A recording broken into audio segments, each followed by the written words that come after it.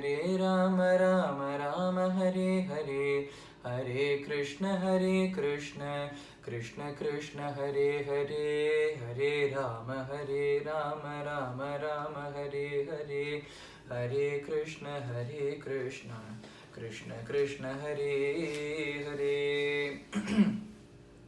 शुक्लांबरधरं विष्णुं शशिवर्णं चतुर्भुजं प्रसन्नवदनं ध्यायेत् सर्वविघ्नोपशान्तये गुरुब्रह्मा गुरुर्विष्णुः गुरुर्देवो महेश्वरः गुरुसाक्षात् परं ब्रह्म तस्मै श्रीगुरवे नमः कलये सुन्दराकारं सदैकप्रियदर्शनम् अज्ञाननाशकं देवं सद्गुरुं मुरलीधरं मुरलीमण्डितकरकमलं मुनिजनमोहनं व्यत्यस्तपादं वनमालाधारिणं प्रेमभक्तमण्डलनित्यकीर्तितं श्रीप्रेमिकवरदम् आश्रयेऽहं कृष्णाय वासुदेवाय देवकीनन्दनाय च नन्दगोपकुमाराय गोविन्दाय नमो नमः कृष्णाय वासुदेवाय हरये परमात्मने प्रणतक्लेशनाशाय गोविन्दाय नमो नमः नामसङ्कीर्तनं यस्य सर्वपापप्रणाशनं प्रणामो दुःखशमनः तं नमामि हरिं परं श्रीहरये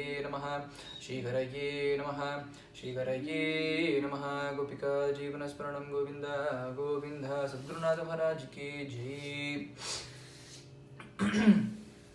நம்ம சத்குருநாதருடைய பரம கருணையால் பரம கிருபையினால் நம்ம வந்து அவர் அருளி செய்திருக்கிற கலிதர்ம விந்தியாரோட முதல் 17 ஸ்லோகம் போன வாட்டி பார்த்தோம். இது வரைக்கும் பார்த்துருக்கோம். இப்போ அடுத்தது 18வதுலேருந்து பார்க்க ஆரம்பிக்கலாம். அவர் 18வது அவர் சொல்கிற மாயாஜாலம் காட்டி மகேஷன் உண்டென்றால் உண்டென்று ஆகுமோ உந்தி பெற சிந்திக்க வேண்டும் என்று உந்தி பெற நீதி ஸ்தலம் தன்னில் மாயாஜாலம் காட்டினால் நிரூபணமாகுமோ உந்தி பெற இதை மறுப்பவர் உள்ளரோ உந்தி பெற 18th 19th கிளப் பண்ணி ஒன்றா பார்க்கலாம். நான் சொல்கிறேன் நீதி 19வது சொல்கிறார் நீதி ஸ்தலம் தன்னில் மாயாஜாலம் காட்டினால் நிரூபணமாகுமோ அப்படிங்கிறார். ஒரு கோர்ட் இருக்குது, ஒரு கோர்ட் இருக்குது. கோர்ட்டில் வந்து லாயர்லாம் வந்து ஜட்ஜு ஜூரிலாம் இருக்கா. லாயர் வந்து ஒருத்தர் வந்து ஒருத்தர் கேள்வி கேட்குறீங்க what did you do the night of this அப்படிலாம் பயங்கரமாக கேள்வி கேட்டுருக்காரு. அது கேள்வி கேட்கும்போது if that person does a magic trick and uses that as an evidence to argue his case, right? அது யாராவது ஒத்துப்பாளா? ஜட்ஜு ஒத்துப்பாளா இல்லை ஜூரி தான் ஒத்துப்பாளா? ஏன் அப்படின்னா மாயாஜாலம் அப்படின்னா கண்கட்டு வித்தை அப்படின்னா magic trick is in the name இல்லையா? மேஜிக் அப்படின்னாலே it's an illusion, it's a deception, it's a trick. So you cannot argue the truth with a lie, with a trick அப்படின்னு இருக்கிறதுனால ஒரு ட்ரிக்கே வந்து you cannot use a trick as an evidence அப்படிங்கிறதுனால அந்த வாதம் வந்து கோர்ட்டில் செல்லாதது. ஒரு கோர்ட்டில் வந்து மேஜிக் ட்ரிக் பண்ணி you cannot argue something with a magic trick அப்படிங்கிறதால அது கோர்ட்டில் செல்லாது. ஸோ தான் கேட்குறேன், இது மறுப்பவர் உள்ளரோ, இது யாராவது மறுக்க முடியுமா? யாரும் மறுக்க முடியாது. Because it's a fact. Magic trick அமைச்சு கோர்ட்டில் வாதாட முடியாது.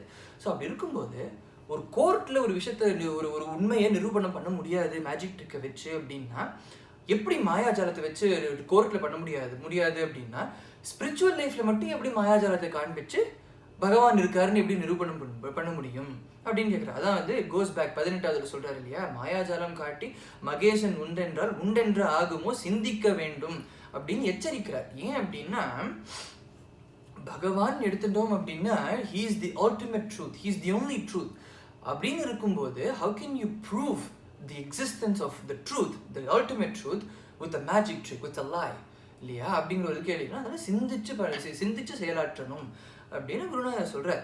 ஏன்னா பாத்ம புராணத்தை சொல்லியிருக்கு கலிகாலத்தில் நிஜமான சாமியாரோட போலி சாமியாரோட கணக்கு தான் ஜாஸ்தி இருக்கும்.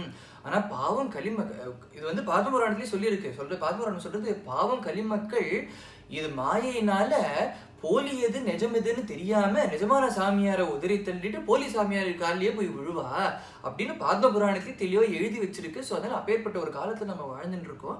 அதனால தான் நம்ம குருநாதர் வந்து எச்சரிக்கிறார், வந்து போலி சாமியார் தான் ஜாஸ்தி இருக்கு. அதான் சொல்றேன், இது மாயாஜாலம் காட்டி எப்படி மகேஷன் இருக்காருன்னு எப்படி ப்ரூவ் பண்ண முடியும், யோசிச்சு பண்ணணும் அப்படின்னு அவர் சொல்ல. எப்படி வந்து ஒரு கோர்ட்ல ப்ரூவ் பண்ண முடியாத மேஜிக் ட்ரிக்கை காமிச்சு ஒரு உண்மையை ப்ரூவ் பண்ண முடியாதோ, மெட்டீரியல் லைஃப்லேயே அப்படி இருக்குது அப்படின்னு இப்படி இருக்கும்போது அது எப்படி ஸ்பிரிச்சுவல் லைஃப்பில் ஒத்து வரும்? அதுவும் ஸ்பிரிச்சுவல் லைஃப்லேயும் அது ஒத்து வராது அப்படின்னு அவர் சொல்கிறார். மோரோவர் இது வந்து மாயாஜாலம் அப்படிங்கிறது ஒரு பக்கம். இன்னொரு விஷயம் என்ன அப்படின்னா, நம்ம வாழ்க்கையில் நம்ம வந்து as we progress in the spiritual path, நமக்கு வந்து பை ப்ராடக்ட்ஸாக சில பல விஷயங்கள் நமக்கு கிடைக்கும், சித்துக்கள் கிடைக்கலாம், ரைட்? ஸோ அதெல்லாம் வந்து பை ப்ராடக்டாக எடுத்துக்கணுமே தவிர, அதெல்லாம் வந்து நம்ம வந்து நம்ம கோலை தவற விட்டு நம்ம பர்பஸ் இதுதான், நம்ம கோல் பகவானை அடையணும் அப்படிங்கிறத நம்ம கோல் அப்படின்னு வச்சுட்டு இருக்கோம். ஸோ அதை அடையும் போது பை ப்ராடக்டாக ஒரு சித்து கிடைக்கிறது அப்படின்னா, அந்த கோலை வந்து மறந்து போய் இதுவே இதுதான் அப்படிங்கிற மாதிரி நம்ம அது வந்து we should not be tempted to பாதை தவறி போகிறதுக்காக டெம்ட் ஆகக்கூடாது அப்படிங்கிற. இது வந்து ராமகிருஷ்ண பரமஹம்சர் சொல்ற, இந்த சித்துக்கள்லாம் இருக்கு இல்லையா, அதெல்லாம் வந்து கார்பேஜுக்கு சமம் அப்படிங்கிறார். அவர் சொல்ற, இப்போ நம்ம சாப்பிட்றோம் எதுக்காக சாப்பிட்றோம்? உடம்பை போஷாக்க வச்சுக்கிறதுக்கு, ஒரு நியூட்ரியன்ஸ் கிடைக்கிறதுக்கு, வாழ்க்கை வாழறதுக்கு சாப்பிட்றோம்.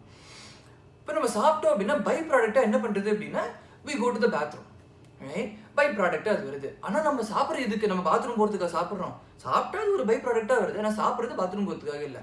அப்படி இருக்கும்போது சித்துக்கள்லாம் பை ப்ராடக்டாக பாத்ரூம் போகிற மாதிரி, ரைட்? ஸோ அது வந்தது அப்படின்னா அதுலேயே மனசு அதுலேயே போய் ஈடுபட்டு பகவானை விட்டுடக்கூடாது அப்படிங்கிறதுனால இது வந்து ஒரு எக்ஸாம்பிள் சொல்லுவா.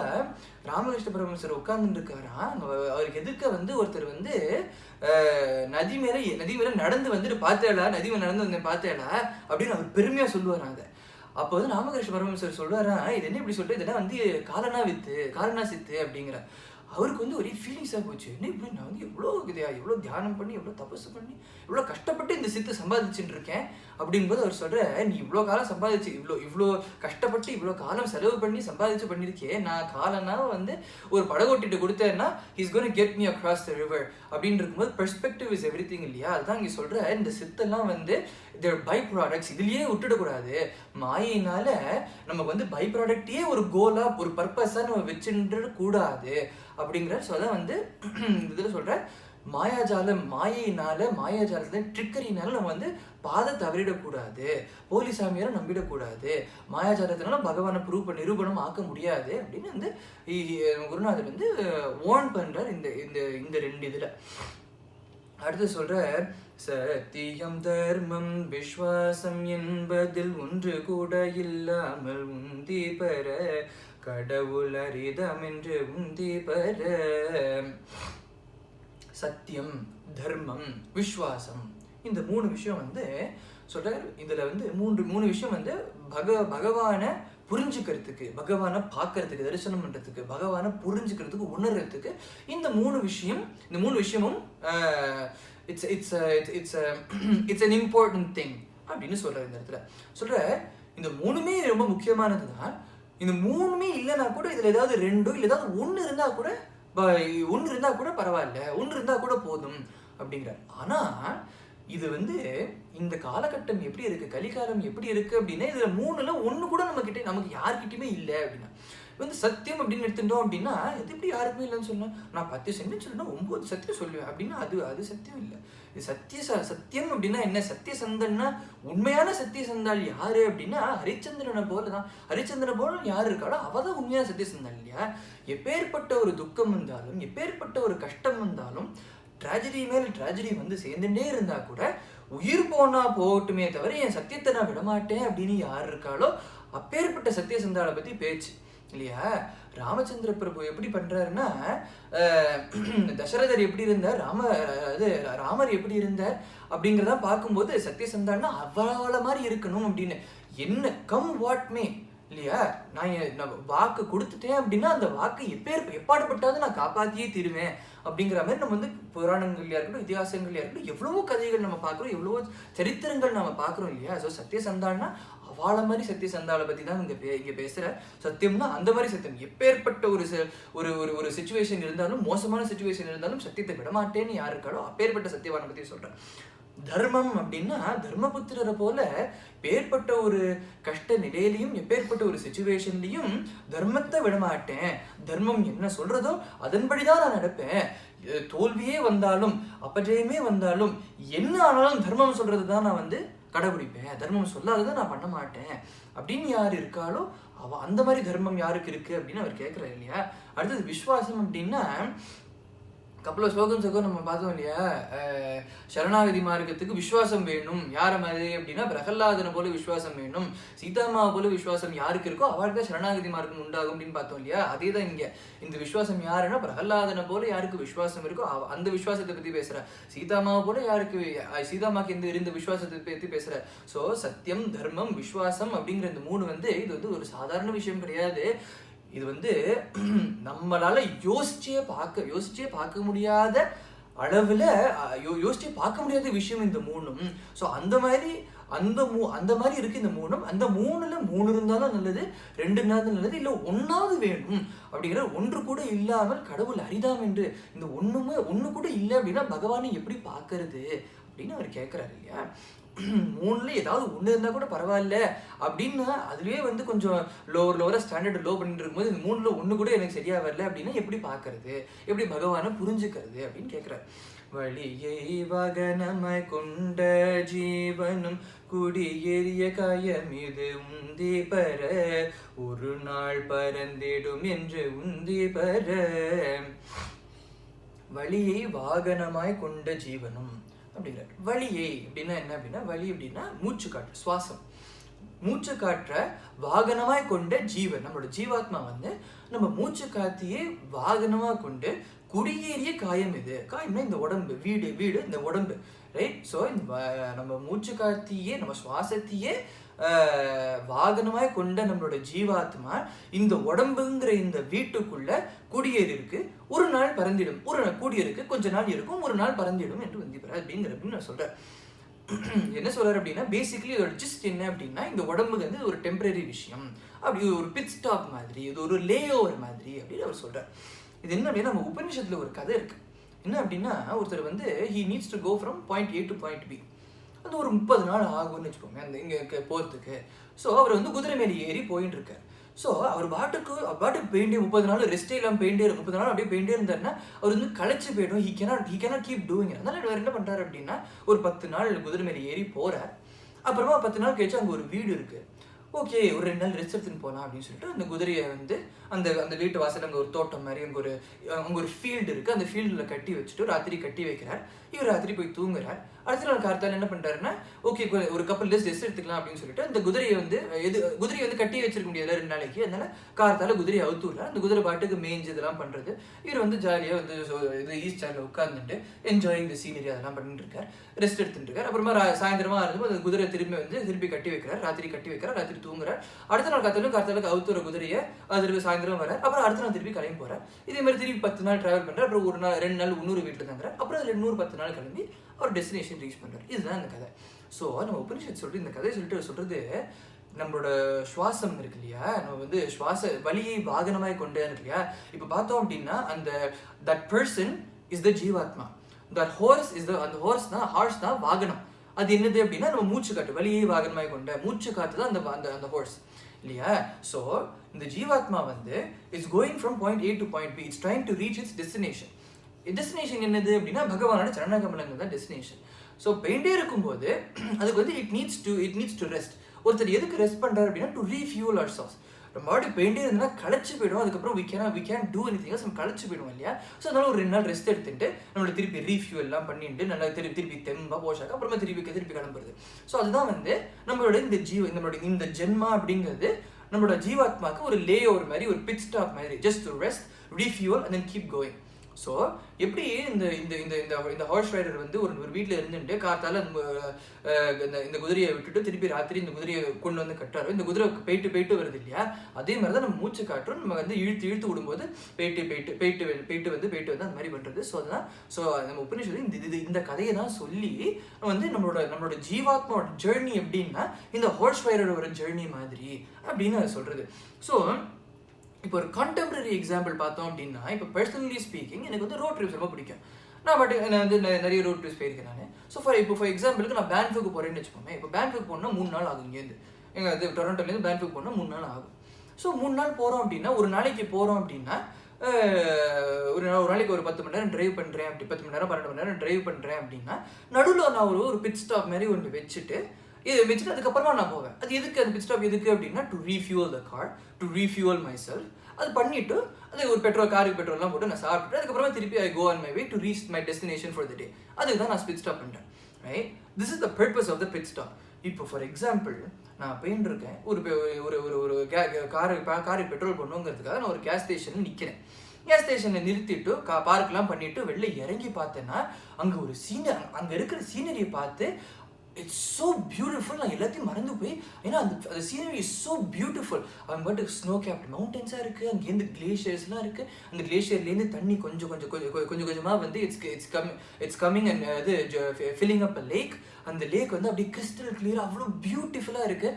அப்படியே அந்த மரம் செடிக்குள்ள அப்படியே க்ரீனரி, அந்த பாஸ்டர்ஸ் அதெல்லாம் பார்க்கும்போது அப்படியே இட்ஸ் ஸோ பியூட்டிஃபுல். நான் வந்து அதுலேயே மயங்கி போய் நான் அங்கேருந்தே வந்து விதவிதமான போஸ் கொடுத்து விதவிதமான ஆங்கிள் அப்படியே ஃபோட்டோவாக அடித்து தள்ளிட்டு ஓகே அப்படின்னு சொல்லிட்டு அது ஓகே சூப்பராக இருக்குது அப்படின்னு சொல்லிட்டு கார் ஏறி கிளம்பி வந்துட்டேன் அப்படின்னா நடு ரோட்லேயே கார் நின்று போயிடும். ஏன் அப்படின்னா நான் பெட்ரோல் போட மறந்து போயிட்டேன். சீனரியே பார்த்து பெட்ரோல் போடுறது மறந்து போய் கொட்ட விட்டேன். ஸோ அதெல்லாம் என்ன ஆகும் அப்படின்னா, ஸோ இதுதான் சொல்கிறார், அந்த மாதிரி ஆயிடக்கூடாது நம்மளோட இந்த ஜென்மா அப்படிங்கிறார். ஏன் அப்படின்னா, இப்போ ஒரு காருக்கு ரீஃபியூல் பண்ணிக்கணும் அப்படின்னா காரோட ஃபியூல் என்ன அப்படின்னா பெட்ரோல் போடுறது. இப்போ இந்த உடம்புக்கு ஃபியூவல் என்ன அப்படின்னா சாப்பாடு சாப்பிட்றது. ரைட், அதே மாதிரி இந்த ஜீவாக்கு ஃபியூவல் என்ன அப்படின்னா பக்தி பண்ணுறது தான் ஃபியூவல். நாம சொல்லணும், பக்தி வளரணும். பக்தியே வந்து இப்போ ஒரு ரேசிங் போகிறா அப்படி கார் ரேஸ் போகிறா அப்படின்னா நைட்ரோ பூஸ்ட்னு ஒன்று வச்சுட்டு இருப்பாங்க. எதுக்கு அப்படின்னா அது வந்து ஒரு நைட்ரோ பூஸ்ட்னு சொல்லிட்டு வேகமாக போகிறதுக்கு. ஸோ நம்ம பண்ணுற பக்தி வந்து நமக்கு நைட்ரோ பூஸ்ட் மாதிரி நமக்கு வந்து பவர் கொடுத்து இந்த ஜென்மா முடிஞ்சதுக்கப்புறமா, இந்த பிட் ஸ்டாப் முடிஞ்சதுக்கப்புறமா it needs to push us further into the path, into closer to our destination, which is to attain the lotus feet of Bhagavan இல்லையா. ஸோ அதுதான் இந்த பர்பஸ். ஆனால் அப்படி இருக்கிற இந்த பர்பஸை நம்ம வந்து இந்த பிரபஞ்சத்தில் இருக்கிற இந்த சம்சாரத்தில் இருக்கிற மாயையில் மயங்கி இங்கே மெட்டீரியல் விஷயத்துலேயே நம்ம வந்து இங்கேயும் அங்கேயும் பார்த்துட்டு இங்கேயும் அங்கேயும் மனசு அலப்பாஞ்சிட்டு இருந்துட்டு பகவானை கோட்டை விட்டுட்டோம், நம்ம பர்பஸை கோட்டை விட்டுட்டோம், பக்தி பண்ணலை, நாமா சொல்லலை, பக்தியை வளர்த்துக்கலை அப்படின்னா எப்படி கார் வந்து வண்டி பெட்ரோல் போடுறதுக்காக போயிட்டு ஃபோட்டோலாம் எடுத்துட்டு பெட்ரோல் போடாமல் நான் கிளம்பி நடு ரோட்டில் நின்னேனோ அதே மாதிரி தான் இருக்குது. அதே மாதிரி தான் இதுவும் they're both equal, they're both the same அப்படின்னு நான் சொல்கிறேன். ஸோ அதனால இந்த ஜென்மாவோட பர்பஸ் என்ன அப்படின்னா it's basically a pit stop, a temporary pit stop, right?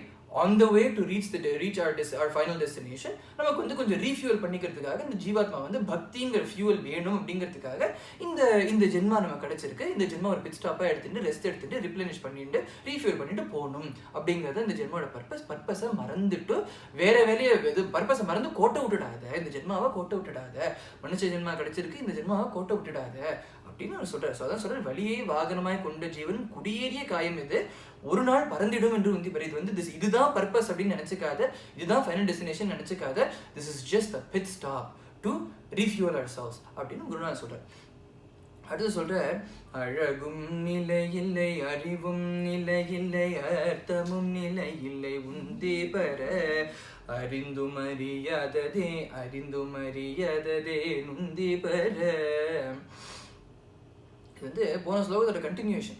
போன ஸ்லோகத்து எல்லாமே டெம்பரரி அப்படின்னு உடல் இந்த ஜென்மா டெம்பரரி, இந்த உடம்பு டெம்பரரின்னு பார்த்தோம் இல்லையா. இது வந்து சொல்ற அழகும் நிலையில்லை, அறிவும் நிலையில்லை, அர்த்தமும் நிலையில்லை.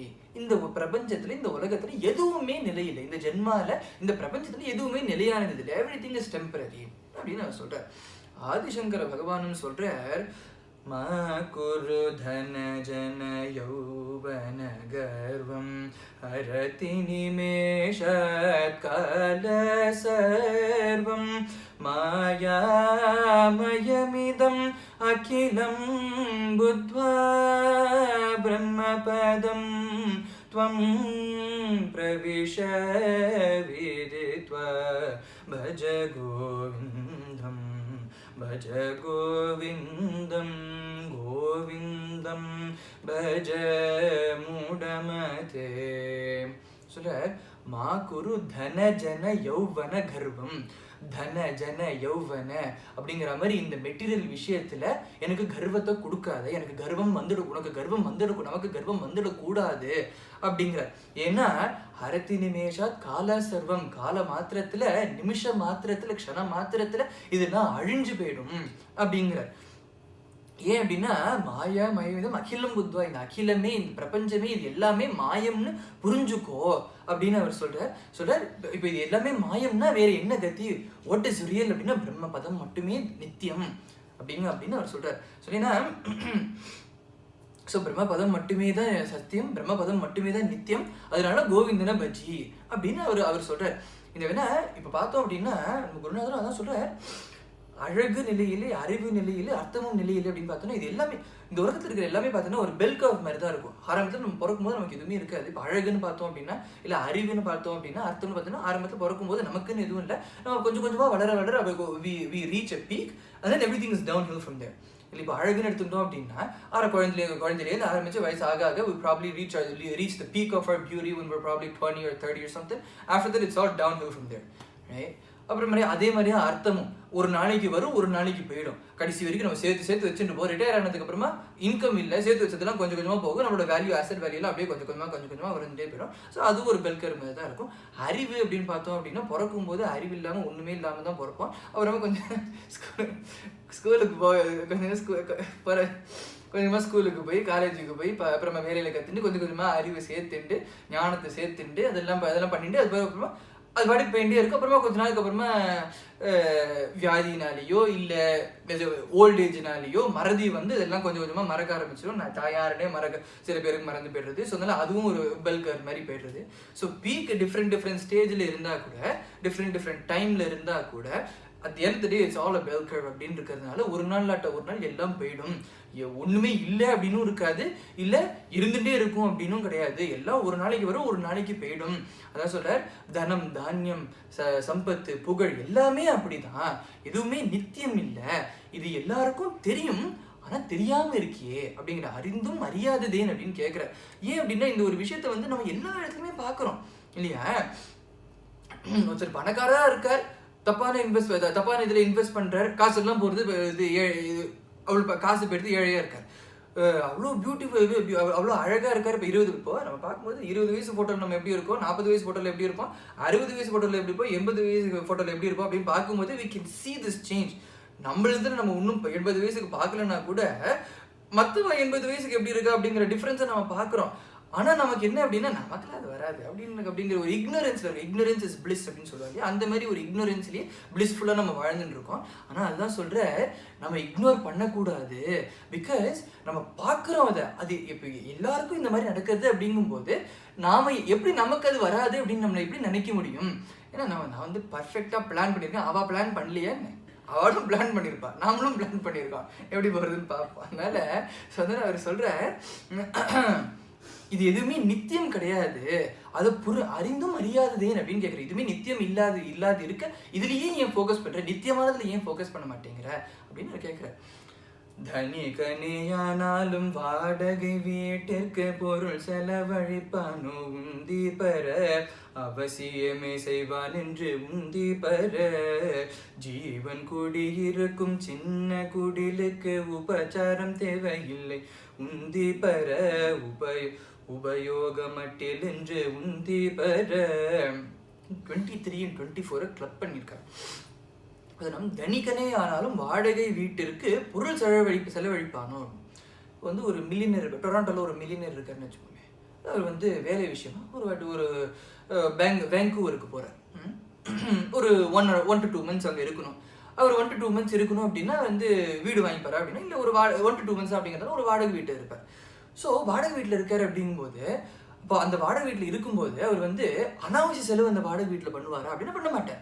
அவர் வந்து எனக்கு வந்து என்னோட ஸ்டைலுக்கு இது சரியாக வரல அப்படின்னு சொல்லிட்டு அவர் இந்த வீட்டுக்கு வந்து கண்ணா பின்னாடி செலவு பண்ணுவாரா, பெயிண்ட் அடிக்கிறேன், இது பண்ணுறேன், பொருள் சேர்த்து வைக்கிறேன், எனக்கு ஒரு பெரிய டிவி வேணும் அப்படின்னு சொல்லிட்டு வாடகை வீட்டுக்கு பெரிய டிவி வச்சுப்பாரா, இல்லை ஒரு சோஃபா செட்டு பெருசாக வேணும் அப்படின்னு தான் எதாவது பண்ணுவாரா அப்படின்னா பண்ண மாட்டார். ஏன்னா அது வாடகை வீடு, டெம்பரரி வீடு. அது இன்னும் 2 மாதம் கழிச்சு நான் அவர் ஆദ്യം திருப்பி போயிட போகிறார். அவருக்கு வேணுங்கிறது அவர் ஆத்துல பண்ணிக்க போகிறார் இல்லையா?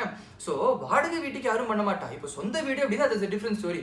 காசு இருந்தா பண்ணுவேன், காசு இல்லைன்னா லோன் வாங்கி நான் பண்ணுவேன் அதை, இல்லையா? எனக்கு ரெனோவேட் பண்ணணும் அப்படின்னா, எனக்கு ஒரு பெரிய கிச்சன் வேணும் அப்படின்னா லோன் வாங்கி நான் பண்ணுவேன், காசு இல்லை அப்படின்னா.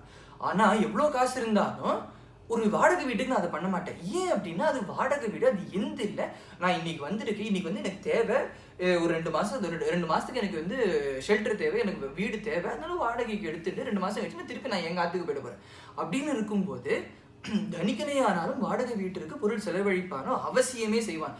இப்போ வந்து அவசியம் இது இல்லைன்னா அடுத்த நாளைக்கு நம்மளால இங்கே இந்த வாடகை வீட்டில் இருக்க முடியாது அப்படிங்கிற மாதிரி ஏதாவது ஒரு இஃப் சம்திங் கம்ஸ் அப், அதுக்கு வேணா வேற வழி இல்லைன்னு செலவழிப்பாரு தவிர just because I have money I won't do that, இல்லையா? அதான் சொல்றாரு. அதே மாதிரிதான் ஜீவன் குடியிருக்கும் சின்ன குடிலுக்கு உபசாரம் தேவையில்லை, உபயோகம் மட்டுமின்று அப்படின்னு சொல்லி, உபயோகம் இல்லாததுனால பண்ணாத அப்படிங்கிற, உபயோகம் இல்லாத விஷயத்த பண்ணாத அப்படிங்கிற. ஏன் அப்படின்னா எப்படி ஒரு வாடகை வீட்டுக்கு நான் செலவழிக்க மாட்டேனோ அதே மாதிரி இந்த உடல், இந்த ஒரு ஜென்மால இந்த ஒரு உடல்ல நான் இருக்கேன் இல்லையா, இந்த உடலும் வாடகை வீட்டுக்கு சமம் தான். ஏன்னா as we saw earlier, இது வந்து ஒரு பிட் ஸ்டாப் மாதிரி, ஒரு லே ஓவர் மாதிரி நான் இங்க இருக்கேன். ஸோ அப்படி இருக்கும்போது this is just a rental place அப்படின்னு இருக்கும்போது அத்தியாவசியமா இது தேவையோ அது மட்டும் தான் நீ செலவு பண்ணணும். Because that's what logic would suggest, இல்லையா? இப்போ எப்படி நான் ஒரு ரெண்டல் வீட்டுக்கு அப்படி பண்றேனோ அதே தானே இந்த உடம்பும். So logic would dictate that I should do this. ஆனால் அது பண்ணாமல் மற்ற விஷயங்கள்லாம் பண்ணிட்டு இருக்கோமே அப்படின்னு அவர் சொல்றார். ராமகிருஷ்ண பரமஹம்சர் சொல்றார், இந்த உடம்பு வந்து வாழை இலை மாதிரி நினைச்சுக்கோ அப்படிங்கிறார். ஏன் வாழை இலை மாதிரி நினைச்சுக்கணும் அப்படின்னா, வாழை இலை எதுக்கு யூஸ் பண்றோம்? சாப்பிட்றதுக்கு யூஸ் பண்றாங்க. வாழை இலை இருக்கு, சாப்பிட்றதுக்காக நம்ம இது போட்டுட்டு சாப்பாடெல்லாம் சர்வ் பண்றா. சாப்பாடு அதில் இருக்கிற வரைக்கும், நம்ம சாப்பிட்டு முடிக்கிற வரைக்கும் அது பார்த்து வச்சுப்போம். ஏன்னா சாப்பாடு இதில் இருக்கு கிழிஞ்சு போயிடுச்சு, நம்ம சாப்பாடு பாயசம்லாம் கீழே போயிடும். அதனால நம்ம வந்து பார்த்து கவனமாக பார்த்துட்டு அப்புறமா சாப்பிட்டு முடிச்சதுக்கு அப்புறமா என்ன பண்ணுவோம், இதுதான் என் பாயசம் சாப்பிட்டேன் அப்படின்னு ஷோகேஸ் வச்சுப்போமா, கசக்கி தூக்கி போட்டுருவோம் அதை. ஸோ அதே மாதிரிதான் இந்த உடம்பும் அப்படிங்கிற, இந்த உடம்போட பர்பஸ், இப்போ வாழையினுடைய பர்பஸ் என்ன? நமக்கு சாப்பாடு அதில் போட்டுட்டு நம்ம சாப்பிட்ற வரைக்கும் நம்ம சாப்பாடு அதில் வச்சுக்கிறது, அதுலேருந்து சாப்பிட்றது. அதே மாதிரி இந்த உடம்போட பர்பஸ் என்னன்னா, மேலும் மேலும் பக்தி பண்ணி பகவானை அடையணும் அப்படிங்கிறது இந்த உடம்போட பர்பஸ். ஸோ இந்த பக்தி பண்றதுக்கு என்னென்ன தேவையோ அது மட்டும் தான் பண்ணணும். இப்போ நான் வாழை இலை போட்டுட்டு இருக்கேன், இப்போ வாழை இலையில சாப்பிட்டு வச்சுட்டு இருக்கேன், அதை பாதுகாத்துக்கணும். அதுக்காக நான் ஓவரா போய் அதெல்லாம் பயங்கரமா டெக்கரேட்லாம் பண்ணி அழகிய வாழை இலை எப்படி இருக்கு, நீங்க வாழை இலை எப்படி இருக்கு பாருங்க அப்படின்னு சொல்லி பேசுவோமா? அதனால அவசியம் எதுவோ அது மட்டும்தான் பண்ணணும் அப்படின்னு எப்படி ஒரு இந்த உடம்ப நம்ம வாழை இலை மாதிரி நினைச்சுக்கணும். நம்ம வந்து பக்தி பண்றதுக்கு என்னென்ன அவசியமோ, இப்போ நமக்கு வந்து திருப்பதி மலை ஏறணும் அப்படின்னா நம்மளால மலையேற அளவுக்கு நம்ம உடம்பு வச்சுக்கணும், நம்ம உடம்பு ஃபிட்டா வச்சுக்கணும், அது மட்டும் பண்ணணும், இல்லையா? இப்போ நம்ம வந்து 108 திவ்ய தேசங்கள் இருக்கு அப்படின்னா அதுக்கெல்லாம் நம்ம போய் பார்க்கணும் அப்படின்னா அதுக்கு என்ன தேவையோ அதுக்கு அளவுக்கு என் உடம்பு பார்த்துக்கணும், அது அளவுக்கு எனக்கு காசு சேர்த்து வச்சுக்கணும், அது அளவுக்கு எனக்கு மற்ற விஷயங்கள்லாம் சேர்த்துக்கணும், அதுக்கு என்ன வேணுமோ அது மட்டும் தான் பண்ணிக்கணுமே தவிர, ஸோ அதுக்கு என்ன வேணுமோ அது மட்டுமே பண்ணிக்கணுமே தவிர ஆடம்பரமா இதுவே தான் இது வாழ்க்கை அப்படின்னு சொல்லி ஏற்கனவே பார்த்த மாதிரி பை ப்ராடக்ட்லேயே நம்ம வந்து டெம்ட் ஆகி கோட்டை விட்டுடக்கூடாது அப்படிங்கிற மாதிரி இந்த உடம்புங்கிறது it's just the tool, right? அந்த டூலை அந்த டூலை வந்து அதுக்கு யூஸ் இருக்கிற வரைக்கும் அது பாதுகாப்பாக வச்சுக்கணும். அது வந்து அதுக்கு என்னென்ன தேவையோ அது பண்ணிட்டு இருக்கணும். அது யூஸ் ஆனதுக்கப்புறமா அதை கையிட்டு நம்ம போட்டுட்டு நம்ம வந்து அடுத்த வேலையை பார்த்துட்டு போக வேண்டியதான் அப்படிங்கிற மாதிரி தான் இந்த that's how we should use this ஜென்மா, that's how we should use this body அப்படின்னு ராமகிருஷ்ண பரமஹம்சர் சொல்றார். நம்ம குருநாதரும் அதுதான் சொல்றார். துக்கம் வருவதும் இறைவனின் அருளாலே விரக்தி வளரவே உந்தி பெற வராதாயின் வீணே என்று உந்தி பெற. நம்ம குருநாதர் சொல்ற துக்கம் வருவதும் இறைவனின் அருளாலே அப்படிங்கிற இது வந்து கொஞ்சம் புரிஞ்சுக்கிறதுக்கு கொஞ்சம் கஷ்டம். புரிஞ்சுக்கிறதுக்கு புரியுது, ஆனால் அக்செப்ட் பண்ணிக்கிறது கொஞ்சம் கஷ்டமான ஒரு விஷயம். ஏன் அப்படின்னா, எனக்கு $60 மில்லியன் லாட்ரி வருது, பகவானோட கிருபை அப்படின்னு சொல்லலாம். எனக்கு ஒரு ப்ரொமோஷன் கிடைச்சிருக்கு, பகவானோட கிருபை.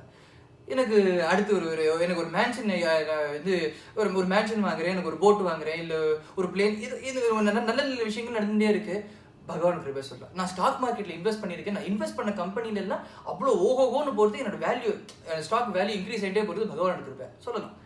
ஸ்டாக் மார்க்கெட்டில் $1 மில்லியன் நேற்று போட்டேன், அப்படியே போண்டியா போச்சு, $1 மில்லியன் அவுட்டு அப்படின்னா பகவான் கிருபை அப்படின்னு சொல்லிட்டு இருக்க முடியுமா? கஷ்டம் இல்லையா? இப்படி சோதிச்சுட்டாரே பகவான், என்ன போய் இப்படி சோதிச்சாரு, what did I do to you அப்படிங்கிற மாதிரிலாம் நமக்கு தோணும் இல்லையா? இப்படி சோதிச்சுட்டாரு நம்மள அப்படின்னு தோணும் இல்லையா? ஆனால் அவர் சொல்ற அந்த ஒரு துக்கம் வரும்போதும் அதுவும் இறைவனின் அருளாலே, அதுவும் பகவான் எடுக்கிறத அப்படின்னு நினைச்சுக்கணும் அப்படிங்கிற. அது எப்படி முடியும் அப்படின்னா சொல்ல, துக்கம் அப்படிங்கிறது பகவானோட கிருபை. ஏன் அப்படின்னா துக்கம் வந்ததுன்னா நமக்கு விரக்தி வரும். விரக்தி வந்ததுன்னா அது பகவானோட கிருபையா அப்படின்னா ஆமா. ஏன் அப்படின்னா அந்த விரக்தியை கொண்டு நம்ம பக்தியை வளர்த்துக்கணும் அப்படிங்கிறதுனால அந்த விரக்தியை கொடுக்கிற அந்த துக்கம் பகவான் பண்ற கிருபை அப்படின்னு நம்ம பார்க்கணும். பெர்ஸ்பெக்டிவ் தான் எல்லாமே இல்லையா? ஸோ அப்படிங்கிற மாதிரி நம்ம பார்க்கணும் அப்படின்னு. ஏன் அப்படின்னா ஒரு எக்ஸாம்பிள் பார்க்கலாமே. நம்ம வாழ்க்கையில் நடக்கிற இப்போ ஒரு நல்ல விஷயம் வருது அப்படின்னா பகவான் வந்து நமக்கு இன்சென்டிவ் மாதிரி அதை கொடுக்குறாரு. ஒரு எக்ஸாம்பிள் பார்த்தோம் அப்படின்னா, இப்போ ஒரு குழந்தைக்கு வயிற்று வலிக்கிறது. அந்த குழந்தைக்கு வயிற்று வலிக்கிறது அப்படின்னா அம்மா சொல்றா அந்த விளக்கெண்ணெய் கொடுத்தா வயிற்று வலி சரியா போகும். ஆனால் அந்த குழந்தைக்கு அந்த விளக்கெண்ணெய் பிடிக்கல. அதனால அம்மா என்ன சொல்றா, நீ இந்த விளக்கெண்ணெய் சாப்பிட்டா உனக்கு உனக்கு பிடிச்ச கிரீம் பிஸ்கட் ஹைடென்சிக் பிஸ்கட் வச்சிருக்கேன் பாரு, உனக்கு தரேன் அப்படிங்கிற. ஸோ அந்த குழந்தை என்ன பண்ணுறது, பிஸ்கெட்டா அப்படின்னு சொல்லிட்டு அந்த பிஸ்கெட் சாப்பிடணுங்கிறதுக்காக இந்த இது சாப்பிட்றது. ஸோ அந்த பிஸ்கெட் எது அப்படின்னா it's incentive for the kid. அந்த பிஸ்கெட் சாப்பிட்றது தான் கோலா அப்படின்னா அது இல்லை. அந்த பிஸ்கெட் கொடுக்கறது தான் கோலா, கொடுக்கறது தான் கோலா, அவன் அம்மாவுக்கு அந்த பிஸ்கெட் கொடுக்கறது தான் கோலா அப்படின்னா அது இல்லை. அந்த பிஸ்கெட்டை பிஸ்கெட்டை வியாஜமாக வச்சு அந்த குழந்தைக்கு இந்த விளக்கெண்ணெய் கொடுத்து வயிறு சரி பண்ணிடணும் அப்படின்னு அவன் அம்மாவுக்கு எண்ணம் இல்லையா? அதே மாதிரி தான் பகவானும் நமக்கு வந்து மேலும் மேலும் நல்ல விஷயங்கள் பண்றாரு அப்படின்னா மெட்டீரியலிஸ்டிக்லயே நல்ல விஷயம் பண்றாரு. நமக்கு ப்ரொமோஷன் கொடுக்குறாரு, வீடு கொடுக்குறாரு, நமக்கு வந்து லாட்ரி வின் பண்ண கொடுக்குறாரு அப்படிங்கிற மாதிரி இந்த மாதிரி நல்ல விஷயங்கள்லாம் பண்றாரு. எதுக்கு அப்படின்னா நம்ம வந்து இதை to use these as incentive. வந்து நாமா சொன்னா உனக்கு இந்த நல்ல விஷயம் கிடைக்கும், நீ நாமா சொல்லிட்டே இருந்தேன்னா உனக்கு இது கிடைக்கும், நாமா சொல்லிட்டே இருந்தேன்னா உனக்கு இது கிடைக்கும், இந்த பூஜை பண்ணா உனக்கு இது கிடைக்கும் அப்படிங்கிற மாதிரி ஏன் நமக்கு விதிச்சிருக்கா, ஏன் நம்ம சாஸ்திரத்தை சொல்லியிருக்கு அப்படின்னா இதெல்லாம் வந்து there are incentives to say okay நீ பூஜை பண்ணா உனக்கு இது கிடைக்கும், உனக்கு இந்த ப்ரமோஷன் கிடைக்கும், உனக்கு வேலை கிடைக்கும் அப்படிங்கிற. வேலை கிடைக்குங்கிறது இட்ஸ் an incentive. ஆனா என்ன பூஜை பண்ண, ஆனா உள் அர்த்தம் என்ன அப்படின்னா பூஜை பண்ணா எனக்கு பக்தி வளரும், நாம சொன்னா எனக்கு பக்தி வளரும், பக்தி வளர நான் பகவான் கிட்ட வந்துடுவேன் அப்படின்னு. ஆனா இப்போ அந்த குழந்தை வந்து இல்லை எனக்கு வந்து விளக்கெண்ணெய் வேண்டாம், எனக்கு பிஸ்கெட் மட்டும் தான் வேணும் அப்படின்னு சொல்லிட்டு என்ன பண்றது அப்படிங்கிற மாதிரி. இதுக்கு இன்னொரு எக்ஸாம்பிள் சொல்றேன். ஒரு அம்மா வந்து தன் குழந்தை வந்து தூங்க வைக்கிறதுக்கு ட்ரை பண்ணுறா. 2 மணிலேருந்து தூங்க வைக்கிறது ட்ரை பண்ணுறா. ஏன் அப்படின்னா அதை ரொம்ப கஷ்டப்பட்டு தூங்க வைக்க ட்ரை பண்ணுறா. ஏன் தூங்க வைக்க ட்ரை பண்ணுறா அப்படின்னா அவள் அம்மாவுக்கு தெரியும் அந்த குழந்தை 2 மணிக்கு தூங்கலை, 2 மணிக்கு 3 மணிக்கு தூங்கலை அப்படின்னா 6 மணிலேருந்து இது கிராங்கியாக கை காலை உதச்சுன்னு அழ ஆரம்பிச்சிடும். அது ஒன்றுமே என்ன பண்ணுறதுன்னு தெரியாமல் அழ ஆரம்பிச்சுன்னு கிராங்கி ஆகிடும். அப்படிங்கிறதுனால இப்போ 1 மணி நேரம் தூங்கிட்டு அப்படின்னா ராத்திரி ஜாலியாக இருக்கும் அது அப்படிங்கிறதுனால தூங்க வைக்கிறான். ஸோ ரொம்ப பாடுபட்டு கஷ்டப்படுத்து ஒரு 1 மணி நேரம் ஆறாரோ அதெல்லாம் பாடி எல்லாம் பண்ணிவிட்டு 3 மணிக்கு தூங்க வைக்கிறான். ஸோ தூங்க வச்சிட்டா அப்படின்னா 1 மணி நேரம் தூங்குறது 4:30 அவள் அம்மா வந்து அந்த குழந்தைய எழுப்பிடுறான். இப்போ நமக்கு தோணும், அதான் தூங்க வச்சுட்டாலே அப்புறம் ஏன் எழுப்புறா, கஷ்டப்பட்டு தூங்க வச்சாலும் தூங்க விட்டுருக்க வேண்டியதானே அப்படின்னா அதுவும் தப்பு, அதுவும் சரியா வராது, அந்த குழந்தைக்கு நல்லது இல்லை. ஏன் அப்படின்னா அந்த குழந்தை பாட்டுக்கு ஒரு 7 மணி வரைக்கும் தூங்கி எடுத்தோம் அப்படின்னா ராத்திரி தூக்கம் வராது, அப்புறம் அதோட ஸ்லீப் சைக்கிள் கெட்டு போகும். ஸோ அதனால் அதுவும் அதுக்கு நல்லது இல்லை அப்படின்னு சொல்லிட்டு எது நல்லதோ அது மட்டும் பண்ணிட்டு அது கரெக்டான சமயத்தில் எதனா இருக்கு இல்லையா? அதே மாதிரி தான் நமக்கு பகவான் வந்து இன்சென்டிவ் அப்படின்னு சொல்லிட்டு இதெல்லாம் கொடுக்குறாரு. ஆனால் நம்ம இன்சென்டிவ்லேயே நம்ம மனசை போக்கிட்டு பகவானை மறந்து போயிட்டோம் அப்படின்னா நம்ம வந்து அஜ்ஞானங்கிற தூக்கத்தில் போயிடுற மாதிரி. ஸோ அதனால பகவான் வந்து நமக்கு வந்து நம்ம வந்து அந்த அஜ்ஞானங்கிற தூக்கத்திலேயே நம்மளை எழுப்புறாரு. எப்படி எழுப்புறாரு அப்படின்னா துக்கம் அப்படிங்கிற ஒரு டூலை கொண்டு நம்மளை வந்து அஜ்ஞானங்கிற தூக்கத்திலேருந்து எழுப்புறாரு. ஏன் அப்படின்னா ஒரு அம்மா எப்படி தூங்க விட்டுட்டே இருந்தோம்னா அதுக்கு நல்லது இல்லை, அந்த குழந்தைக்கு நல்லது இல்லை அப்படிங்கிறதுனால பகவான் பார்க்குற இன்சென்டிவ் பாட்டு கொடுத்துட்டே இருந்து நம்மளை மறந்து போயிட்டான். அதனால நமக்கு துக்கங்கிற ஒரு டூலை கொடுத்துட்டு நான் இருக்கேன்ப்பா, நான் தான் உனக்கு கொடுத்துட்டு இருக்கேன் அப்படின்னு ஞாபகப்படுத்தி நம்ம கிட்ட கூட்டிட்டு போகணும், நம்ம கிட்ட கூட்டிட்டு வரணும் அந்த ஜீவாத்மாவை. அப்படிங்கிறதுனால துக்கம் அப்படிங்கிற ஒரு டூலை வச்சுட்டு பகவான் வந்து நம்மளோட அஜ்ஞானங்கிற தூக்கத்திலேயே நம்மளை எழுப்புறார். அப்படிங்கிறதுனால தான் துக்கம் வந்ததுன்னா அதுவும் பகவானோட கிருபைன்னு பார்க்கணும். ஏன் அப்படின்னா அந்த துக்கம் வந்து நமக்கு விரக்தியை கொடுக்கும், அந்த விரக்தியை கொண்டு நம்ம பக்தியை வளர்த்துக்கணும், அந்த பக்தினால நம்ம முக்தியை அடையணும் அப்படிங்கிறதான் காரணம் இல்லையா?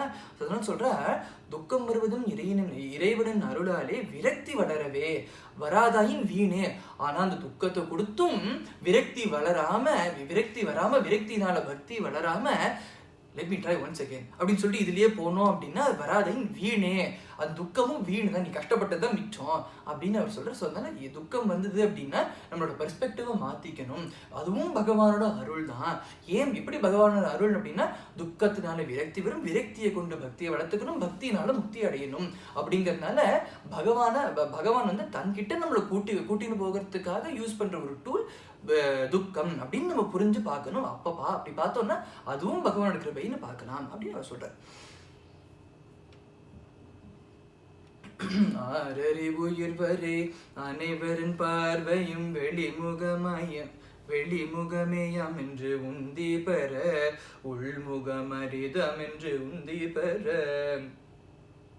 ஒரு சின்ன எறும்புலேருந்து ஆரம்பிச்சு 6 அறிவு மனுஷன் வரைக்கும் நம்ம எல்லாமே வந்து வெளியில இருக்கிற விஷயத்தான் பார்ப்போம், அதாவது மெட்டீரியல் வேர்ல்டு தான் பார்ப்போம்.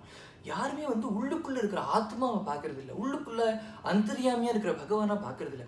அது உள்ளுக்குள்ள அப்படின்னா நம்மளுக்குள்ள இருக்கிற ஆத்மாவையும் நம்மக்குள்ள அந்தரியாமையா இருக்கிற பகவானையும் பார்க்கறது இல்லை, மற்றவா யாருக்குள்ள இருக்கிற பகவானையும் ஆத்மாவையும் நம்ம பார்க்கறது இல்லை. இப்போ பகவான்னு பார்த்தோம் அப்படின்னா சேத்தனமோ அச்சேத்தனமோ எல்லா வஸ்துக்களுக்குள்ளேயும் பகவான் அந்தரியாமையா உட்கார்ந்துட்டு இருக்காரு.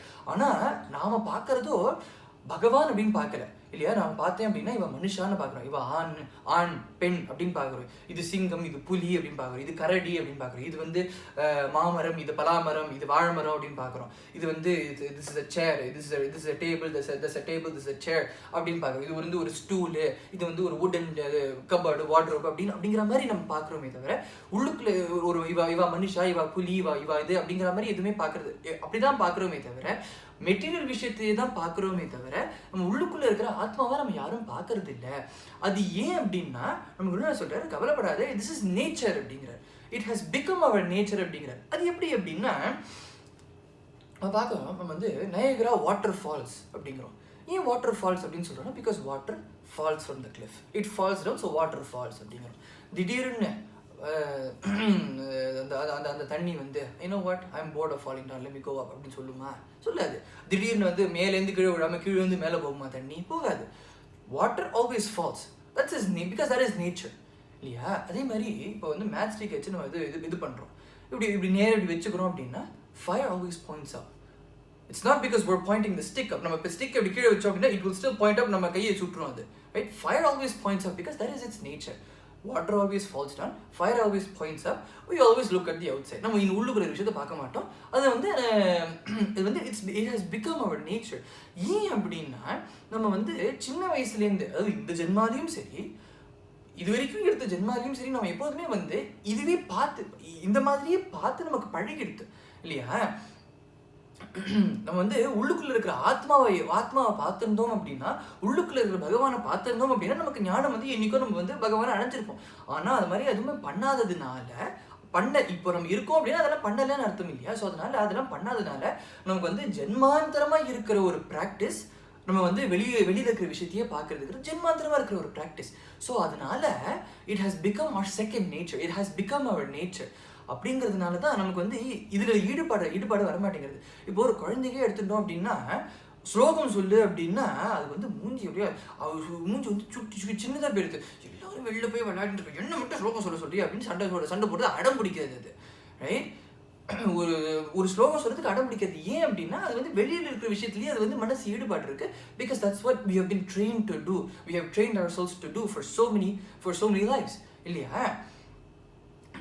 ஆனால் இதே அந்த குழந்தை வந்து யூடியூப்ல ஒரு வீடியோ பார்க்கறது, யூடியூப்ல ஒரு பாட்டு பார்க்கறது அப்படின்னா அந்த பாட்டு அடுத்து அந்த லிரிக்ஸ் போட்ட சொல்றதுக்கு முன்னாடி பாடுறதுக்கு முன்னாடி இது பாடுறது ஏன்னா இது வந்து அது பிடிச்சிருக்கு. Because that's what we have been trained to do இல்லையா. அதுதான். ஸோ அதனால நம்ம வந்து we have been trained to just look at things in the high level.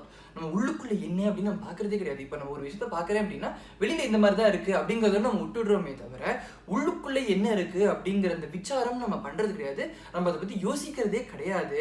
அப்படிங்கிறதுனால நம்ம வந்து ஒரு விஷயத்துக்குள்ளேயும் டீப்பா போனாதான் நம்மளால அதை புரிஞ்சுக்க முடியும் இல்லையா. நம்ம வந்து ஒரு ஃபார் எக்ஸாம்பிள் பார்த்தோம் அப்படின்னா ஒருத்தர் பிறந்த ஒருத்தர் வளர்றார், வாழறார், அப்புறம் போயிடுறார். எங்க போறார்? அவர் போயிட்டார் அப்படின்னா எங்க போயிட்டார் நமக்கு தெரியாது, நம்ம யோசிக்கிறது அவர் போயிட்டார் அவ்வளவுதான். இப்போ ஒருத்தர் பிறந்திருக்காரு அப்படின்னு எங்கேருந்து வந்திருக்காரு நம்ம யோசிக்கிறது இல்லை. பர்த் சர்டிஃபிகேட் இருக்கு, டெத் சர்டிஃபிகேட், உனக்கு வேற என்ன வேணும் அப்படின்னு கேட்குறோம் ரைட்? இருந்தாருக்கு, அடையாளம் இருக்குது, இது இருக்குது. அப்போ அவர் வாழ்க்கையை வாழ்ந்தார் அப்படிங்கிறதுக்கு அதுக்கான சில ப்ரூஃப்ஸ் இருக்குது. அவர் அச்சீவ் பண்ண விஷயம், அவர் வந்து கூகுளோட சிஇஓவாக இருந்திருக்கார், இவர் வந்து தெருவில் பிச்சைக்காரராக இருந்திருக்கார், எல்லாமே ஒரு இது இருக்குது, வாழ்ந்ததுக்கு அடையாளம் எல்லாமே இருக்குது. இந்த வாழ்க்கை மட்டும் தான் நம்ம பார்க்குறோமே தவிர we don't go deeper into anything. அதாவது டீப்பாக போனால் தான் நமக்கு புரியும் அப்படிங்கிற ஆறறிவு மனுஷன் கூட அனைவருமே எல்லாருமே எல்லாரோட பார்வையுமே வெளிமுகமாகவே இருக்கு. உள்முகம் உள்ள இருக்கிற இதை நம்ம யாருமே பார்க்கறது. we never look into the deeper meaning அப்படின்னு நமக்கு சொல்கிறேன். அடுத்து சொல்கிற அர்த்தமும் காமமும் நிறைந்தது பிரபஞ்சமம் வேறொன்றும் காணவில்லை உந்தி பெற வேதனை வேதனை என்று உந்தி பெற. இந்த காலகட்டத்தில் money speaks. Money is a huge factor in all our lives. இல்லையா? wherever money goes we go along with it. இல்லையா? அவன் வந்து ஒருத்தர் வந்து கிராமத்துலேருந்து டவுனுக்கு மாறி வர சிட்டிக்கு மாறி வர்றாரு. ஏன் அப்படின்னா கிராமத்தில் சம்பாதிக்கிறது சிட்டியில் சம்பாதிக்கிறது ஜாஸ்தி, அதனால சிட்டிக்கு வர்றாரு. இந்த சிட்டிலேருந்து வேறு சிட்டிக்கு மூவ் ஆகிறார். ஏன் அப்படின்னா அங்கேருந்து அந்த சிட்டிக்கு காசு ஜாஸ்தி, சம்பளம் ஜாஸ்தி, we can live life better அப்படிங்கிற. கண்ட்ரி விட்டு கண்ட்ரி மாறாது. ஏன் அப்படின்னா same reason, wherever money goes we follow. அது வந்து கண்ட்ரி மணி அப்படிங்கிறது இட்ஸ் நாட் ஜஸ்ட் என் வாழ்க்கை மட்டும் இல்லை, இட் கோஸ் அக்ராஸ் ஜெனரேஷன்ஸ். இல்லையா? இப்போ என்னால் வந்து ஒருத்தர் வந்து கிராமத்துலேருந்து சிட்டிக்கு வர்றார், சிட்டிலேருந்து மற்ற ஒரு சிட்டிக்கு மாறுறார், அதுக்குள்ளே டைம் ஆகிடுது. அதனால என்ன பண்ணுறாருன்னா பிறக்கும் போது அவர் பிள்ளைகிட்ட வந்து அமெரிக்காவுக்கு போய் படிக்கணும், அமெரிக்காவில் வேலை பார்க்கணும், அப்போ தான் நமக்கு காசு ஜாஸ்தியாக வரும், அப்போ தான் நமக்கு வந்து ரெப்யூட்டேஷன் அப்படின்லாம் அவர் சொல்கிறார். ஸோ அந்த குழந்தைக்கு சின்ன வயசுலேருந்தே அவர் அந்த மாதிரி அவரோட ஆம்பிஷன்ஸ் எல்லாம் கொடுத்து இந்த மாதிரி பண்ணும்போது we can see that the money speaks அப்படிங்கிறது இட்ஸ் அக்ராஸ் ஜெனரேஷன்ஸ் அப்படின்னு நம்ம பார்க்குறோம். நம்மளோட இது மட்டும் இல்லை, இட்ஸ் அக்ராஸ் ஜெனரேஷன்ஸ் அப்படின்னு. அதான் சொன்னால் மணி வந்து it's like a formless bit அப்படிங்கிற. ஏன் அப்படின்னா இப்போ வந்து ஒருத்தர் வந்து பார்த்த மாதிரி கிராமத்துலேருந்து சிட்டிக்கு வர்றார், இஸ் he satisfied? நோ, அடுத்த சிட்டிக்கு போகிறார், அடுத்த சிட்டிக்கு போகிறார், இஸ் he satisfied? நோ, அடுத்த கண்ட்ரிக்கு போகிறார், இஸ் he satisfied? நோ, அதுக்கும் அடுத்தது பண்ணுவார், அந்த கண்ட்ரியில் வேறு என்ன சிட்டிக்கு போகலாம் அப்படின்னு பார்ப்பார். So it just keeps on going. இல்லையா? So money is like a formless bit. அது சொல்கிறார் அர்த்தமும் காமமும் நிறைந்தது பிரபஞ்சம் அப்படிங்கிறார். இந்த இடத்துல குருநாதர் வந்து காமம் அப்படின்னு சொல்கிறார் அப்படின்னா நம்மளோட எல்லா டிசையர்ஸையும் சேர்த்து அவர் சொல்கிறார். காமம் அப்படின்னா ஆல் அவர் டிசையர்ஸ் கம்பைன், அதுதான் காமம் அப்படிங்கிற. ஸோ இப்போ வந்து பார்த்தோம் அப்படின்னா நம்மளோட டிசையர்ஸ் அப்படின்னு பார்த்தோம் அப்படின்னா இட்ஸ் கவுண்ட்லெஸ். நம்மளோட டிசைர் வந்து டிசைர்ஸ் ஆர் ஆல்சோ பாரம்லெஸ். ஏன் அப்படின்னா ஒரு டிசைர் நம்ம வந்து நம்ம வாழ்க்கையில் இந்த மெட்டீரியல் வேர்ல்டில் பார்த்தோன்னா we have so many distractions. அந்த ஒரு டிஸ்ட்ராக்ஷனை பார்க்கும்போதும் all those distractions are so attractive, we get more and more desire. இப்போ வந்து பார்க்கும்போது இப்போ ஃபார் எக்ஸாம்பிள் சொல்கிறோம் அப்படின்னா எனக்கு வந்து பஹாமாஸ் ட்ரிப்புக்கு போகணும் அப்படின்னு ரொம்ப ஆசை. நான் வந்து அதனால ஒரு 2 வருஷம் I work really hard, I save the money, I go to my Bahamas trip, I enjoy to the limit, it was awesome. Okay அப்படின்னு சொல்லிட்டு நான் பிளேனில் பிடிச்சி நான் ஆற்றுக்கு வந்துட்டு இருக்கும்போது அந்த பிளேன் ரைட்லேயே am I satisfied அப்படின்னா அடுத்த ட்ரிப் என்ன போகலாம் நான் பிளான் போட்டுன்னு வரேன். ரைட்? ஸோ அந்த மாதிரி நம்மளோட ஆசைகள் வளர்றது, நம்மளோட டிசையர்ஸ் வளர்றது அடுத்தடுத்து என்ன. இப்போ பஹாமாஸ் போயிட்டோம்னா அடுத்தது பாலிக்கு போகணும் அப்படிங்கிறோம், அடுத்தது அங்கே ஆஸ்திரேலியாவுக்கு போகணுங்கிறோம், அடுத்தது நியூசிலாண்டில் அங்கே ஒரு கிளேஷியர் இருக்குது அப்படிங்கிறோம். அந்த மாதிரி we just keep on going. இல்லையா? ஸோ அதனால் அந்த மாதிரி it just keeps on going. நம்மளோட அர்த்தம் காமம் இது எல்லாமே வந்து இட்ஸ் அ பாரம்லெஸ் பிட். நம்ம அதில் விழுந்துட்டோம் அப்படின்னா நம்ம இட்ஸ் ஸோ டேஞ்சரஸ். ஏன் அப்படின்னா அதில் விழுந்துட்டோம் அப்படின்னா there is no coming back அப்படின்னு அவர் சொல்கிறார். அப்புறம் சொல்கிறார் வேறொன்று அர்த்தமும் காமமும் நிறைந்தது பிரபஞ்சமாம் வேறொன்றும் காணவில்லை. அர்த்தம் காமம் இது ரெண்டுத்தை விட்டுட்டா வேற ஒண்ணுமே தெரியல பிரபஞ்சத்துல, இது மட்டும்தான் இருக்கு அப்படிங்கிற. வேதனை அப்படிங்கிற. யாருக்கு வேதனைனா நம்ம எல்லாருக்கும் வேதனை தான், இதுலயே ஒன்றுன்றதால நம்ம எல்லாருக்கும் வேதனை தான். ஆனா நம்ம இன்னைக்கு குருநாதர் சொல்ற வேதனை வந்து நம்ம எல்லாருக்கும் இருக்கிற வேதனை இல்லை, மகான்களுக்கு ஏற்படுற வேதனை அப்படிங்கிற. அது என்னது அப்படின்னா இந்த உலகத்துல பலவேறு மகான்கள் அவதாரம் பண்ணியிருக்கா, இப்பவும் இருக்கா, இனிமேவும் அவதாரம் பண்ண போறா. அந்த அப்பேற்பட்ட மகான்கள் மகாபுருஷர்களோட அவதார காரியம் என்ன அப்படின்னா நம்ம எல்லாருக்கும் வழிகாட்டணும். எதுக்கு அப்படின்னா பகவானோட சரண கமலங்கள் அடையறதுக்கு வழிகாட்டணும். இதெல்லாம் மாயை அப்படின்னு நமக்கு சொல்லி கொடுத்து மாயையிலேருந்து விடுபட்டு பகவானை அடையணும் அப்படிங்கிறது தான் அவளோட அவதார காரியம். ஆனா அவள்லாம் பார்க்கறா, நான் இவ்வளோ சொல்லியிருக்கோம், நாம சொல்றதெல்லாம் இக்னோர் பண்ணிட்டு நாம சொல்றதெல்லாம் விட்டுட்டு இவெல்லாம் வந்து அர்த்தம் பின்னாடியே ஓடிட்டு இருக்காளே அப்படின்னு பார்த்தா அவ மனசு வேதனைப்படுறது அப்படின்னு குருநாதர் சொல்றாரு இங்க. உலக விசாரம் விட்டு உள் விசாரம் கொண்டால் உருப்படலாமே உந்தி பெற மறுப்பதற்கில்லை என்று உந்தி பெற. நம்ம கூட அதை சொல்ற ஒரு உலகத்துல ஒரு சாரார் இருக்கா. என்னது அப்படின்னா ஒரு பிக் கேதரிங்ல இருப்பா. நிறைய பேர்ல வந்து எல்லாரும் வந்து காசிப் பண்ணிருப்பா. இது உனக்கு தெரியுமா உனக்கு இது தெரியுமா அப்படின்னு பண்ணிட்டு இருப்பா. எல்லாரும் பண்ணிட்டு இருக்கிறது போக இவ வந்து பக்கத்துல இவர் ஏன் இந்த மாதிரி சொல்றது தெரியுமா, போன வாரம் இந்த மாதிரி ஆச்சு அப்படின்னு சொல்லிட்டு அவளுக்கு நடுவில் ஒரு காசிப் பண்ணிட்டு இருப்பா. அப்படிங்கிற மாதிரி இதுவே வாழ்க்கை. இது there are people ஒரு சாரார் இருக்கா, they just waste their time, all their time gossiping. அப்படி இதுலயே வந்து டைம் ஸ்பெண்ட் பண்றா, வேற எதுவுமே பார்க்காம இதுலயே வந்து காலத்தை கழிக்கிறா அப்படிங்கிற மாதிரி ஒரு சாரார் இருக்கா. அப்புறம் இன்னொரு சாரார் இருக்கா. என்னது அப்படின்னா அவளாம் வந்து பிரச்சாரம் பண்ணுவா. எதுக்கு அப்படின்னா காமன் குட் இதுதான் அப்படின்னு சொல்லிட்டு மைக் பிடிச்சி பேசுவா, பேண்டரை பிடிச்சிட்டு ப்ரொடெஸ்ட் பண்ணுவா, திருவா போய் அந்த மாதிரிலாம் போய் இது பண்ணுவா, காமன் குட் அப்படின்னு சொல்லிட்டு அதெல்லாம் பண்ணுவா, ரைட். ஆனா இதுல என்ன அப்படின்னா நமக்கு வந்து நாம உருப்படுறதுக்கு வழி என்ன அப்படின்னா, நம்ம குருநாதர் இருந்து he is not holding back in this one. அவர் சொல்ற நீ வாழ்க்கையில உருப்படணும் அப்படின்னா உலக விசாரத்தை விட்டுட்டு உள் விசாரம் கொண்டா மட்டுமே தான் உன்னால வாழ்க்கையில உருப்பட முடியும் அப்படின்னு அவர் சொல்றார். ஏன் அப்படின்னா நம்ம ஒரு விஷயம் இப்போ உலக விசாரம் அப்படிங்கிறது it goes back to the thing.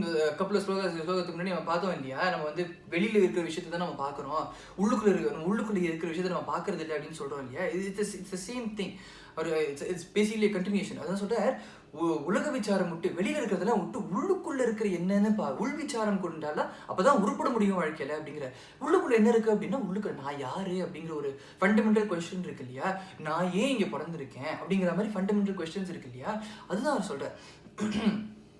So இது எப்படின்னா அதை பார்த்தோம் அப்படின்னா அப்பதான் நமக்கு வந்து we get a sense of okay நாம பிறந்திருக்கோம், ஏன் பிறந்திருக்கோம், what is the purpose அப்பதான் நம்ம புரியும். இப்போ பிறந்திருக்கோம் ஃபைன், இதுக்கு முன்னாடி நாம என்ன பண்ணிட்டு இருந்தோம், நாம எங்கேருந்து இங்க வந்திருக்கோம், இப்போ வாழறோம், what are the consequences of the actions we do, right?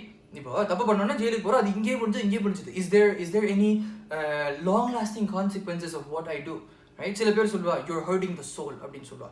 அப்படின்னா என்ன, we need to understand all that இல்லையா. இப்போ ஒருத்தர் போறாரு அப்படின்னா எங்க வாழ்க்கை முடிச்சுட்டு போயிட்டாரு அப்படின்னா எங்க போறாரு அது புரியணும் இல்லையா. இதெல்லாம் புரிஞ்சாதான் we need to look into all those things. இதெல்லாம் நம்ம வந்து விசாரம் பண்ணாதான், உள் விசாரம் பண்ணாதான் நமக்கு வந்து ஓகே வாழ்க்கைனா இதுதான், there is something called an afterlife.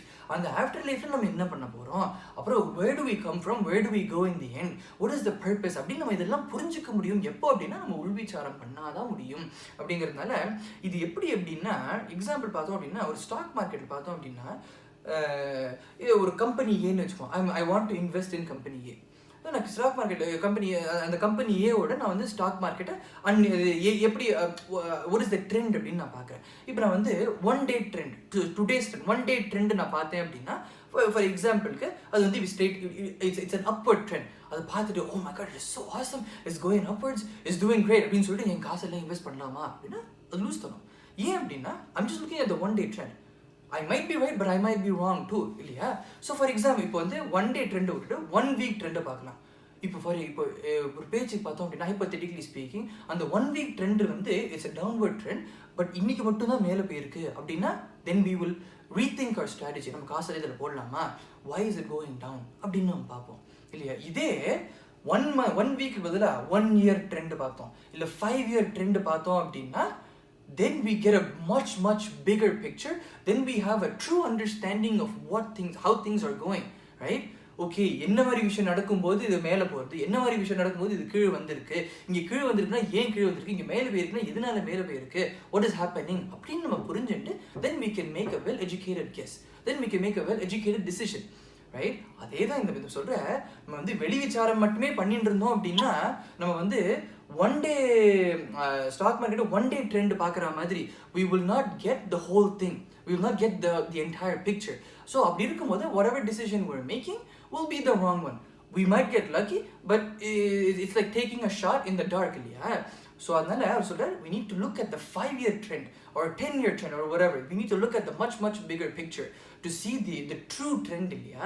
So அதான் சொல்கிறேன், உள்விச்சாரம் கொண்டோம் அப்படி உள்விச்சாரம் பண்ணோம் அப்படின்னா அப்போ தான் வந்து ஓகே நம்ம இங்கேருந்து வந்திருக்கோம், இப்போ என்ன பண்ணணும், எங்கே போகிறோம், இது இஸ் ஃபைனல் டெஸ்டினேஷன். ஸோ அதனால் நம்ம எப்படி அதை ரீச் பண்ணுறது அப்படிங்கிற மாதிரி இதெல்லாம் நமக்கு எப்போ புரியும் அப்படின்னா if you look at the 5-year trend அப்படிங்கிறதுனால அதை சொல்கிறார், உலக விசாரம் விட்டு உள்விச்சாரம் கொண்டால் உருப்படலாமே மறுப்பதற்கில்லை என்று அப்படிங்கிற. இது யாராவது மறுக்க முடியுமா? இப்போ ஸ்டாக் மார்க்கெட்டே வச்சு பார்க்கும்போது யாராவது மறுக்க முடியுமா? 1 day trend வச்சு நம்ம இது பண்ணேன் அப்படின்னா it's better to look at the 5-year trend and nobody will அது மறுக்கிறது யாரும் மறுக்க மாட்டா. It's always better to look at the bigger picture அப்படின்னு யாரும் மறுக்க மாட்டாலோ அதே மாதிரி இதையும் மறுப்பதற்கில்லை, இதையும் மறுக்க முடியாது, இதுவும் அதே மாதிரி தான் இதுவும். we need to look at the bigger picture. அது எப்படி முடியும் அப்படின்னா உள்விச்சாரம் பண்ணாதான் முடியும் அப்படின்னு சொல்றார். மனித பிறவியும் முக்தியில் ஆசையும் மகன்களின் சங்கமும் உந்தி பெற அரிதினும் அரிதாம் என்று உந்தி பெற. மனித பிறவி அப்படிங்கிறது it's a very rare thing இல்லையா. வந்து பெரியவா எல்லாருமே சொல்லியிருக்கா. அவையா பாட்டியும் சொல்ற, அரிது மானிடராய் பிறதல் அரிது அப்படிங்கிறா. நம்ம பிரகலாத ஆழ்வார்னு சொல்ற பாகவத்தில் சொல்றார், துர்லபம் மானுஷம் ஜென்ம அப்படிங்கிறார். ஆதிசங்கர பகவானும் சொல்றார், ஜந்தூனாம் நரஜென்ம துர்லபா அப்படிங்கிறார். நம்ம குருநாதரும் மதுரகீதத்தில் பாடுற நரஜென்மம் அரிதானது அப்படிங்கிறார்.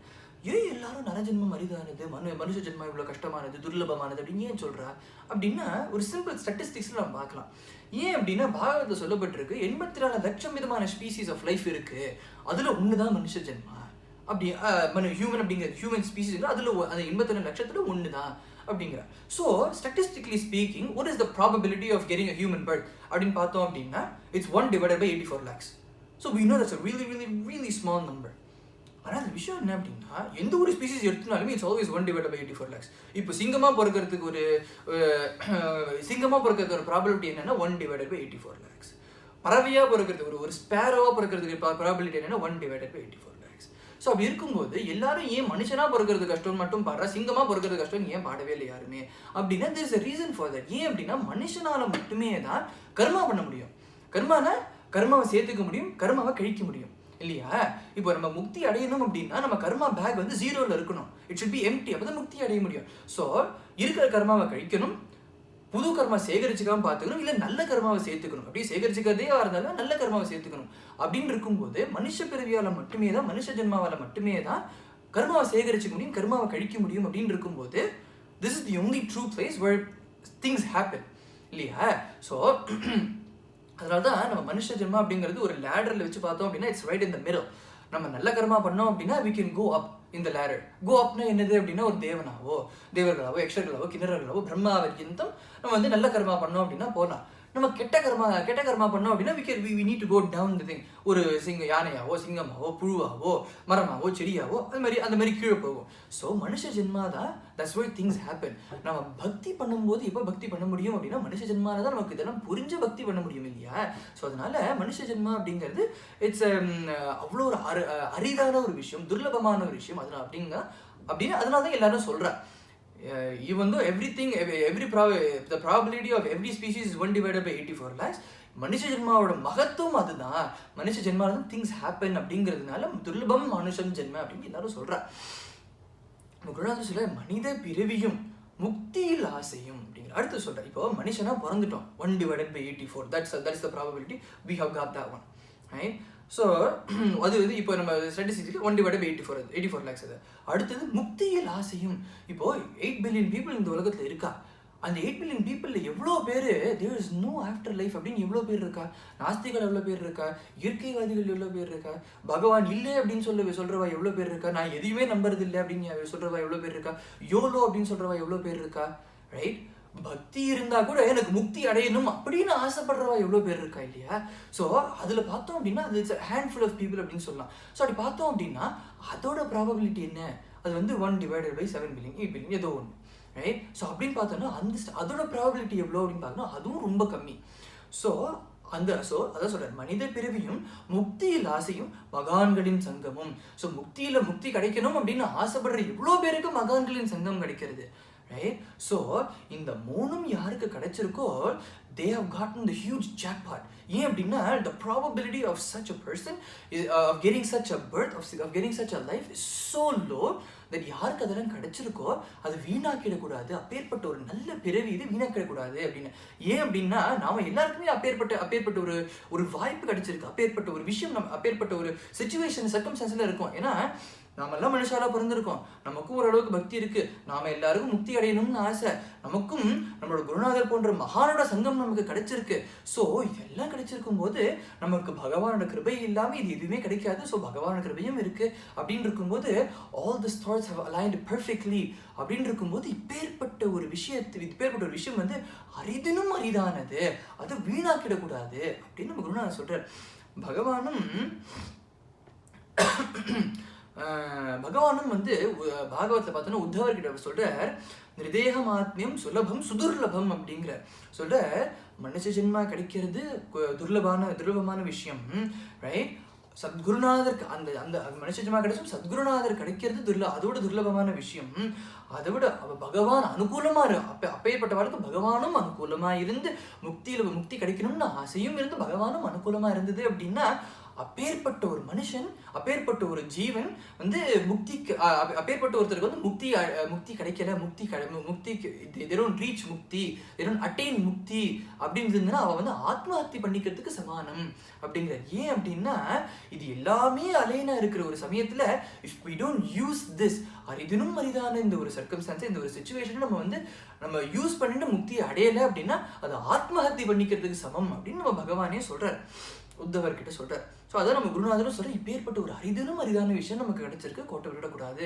நல்ல சமயம், இப்பேற்பட்ட ஒரு நல்ல சமயத்தை நம்ம வந்து வீணாக்கிடக்கூடாது அப்படிங்கிற சொல்ற.